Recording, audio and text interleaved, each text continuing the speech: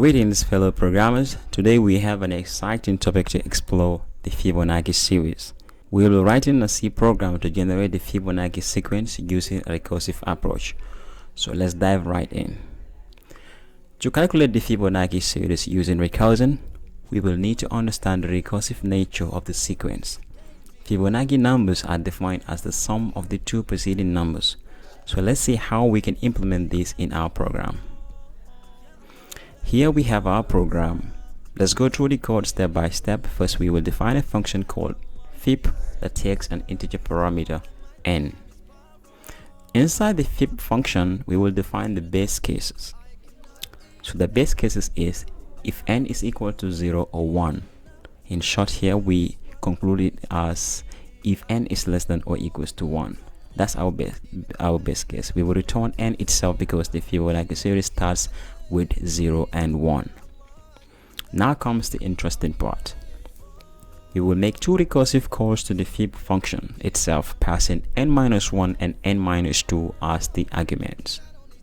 These recursive calls will continue until n reaches one of the base cases. As the calls return, we will add the results together, representing the sum of the two preceding Fibonacci numbers. So that's the fib function. Let's go into the main function.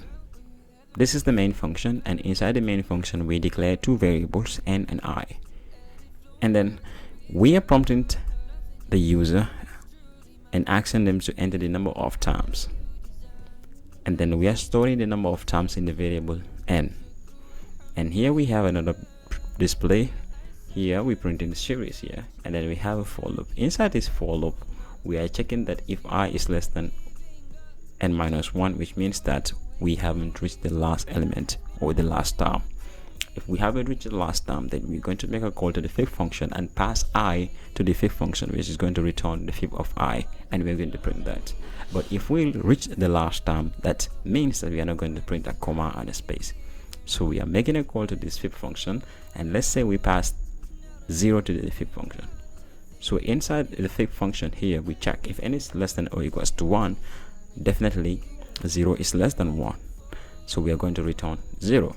So 0 is going to be printed, and the next iteration we are going to pass 1 to this fib function. So if we go to the fib function and pass 1 to it, we're still checking 1 is not less than 1, it's equals to it. Again, we are going to return 1 again, and then we have 1 printed. So that's that, and then I'm going to compile and run this code to see it in action.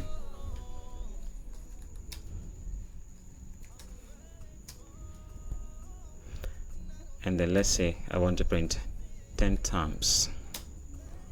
Sorry.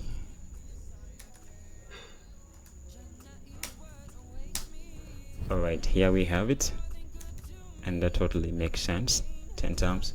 You can see that the Fibonacci is defined as the sum of the two preceding numbers. So 1 plus 0 will give us 1, 1 plus 1 will give us 2, and 2 plus 1 will give us 3, and then that's how you print the Fibonacci series. So recursion allows us to elegantly compute the Fibonacci series by breaking down the problem into smaller similar subproblems. However, it is crucial to define the base cases properly to ensure that the recursion terminates correctly. That wraps up our tutorial on generating the Fibonacci series using recursion in C. I hope you found this informative and inspiring. Feel free to experiment with different positions in the series and explore the power of recursion. If you enjoyed this video, please give it a thumbs up and consider subscribing to our channel for more fantastic C programming tutorials. Thank you for watching, and happy coding. I'm grateful, and I don't need to worry about a thing. I need, if I forget to thank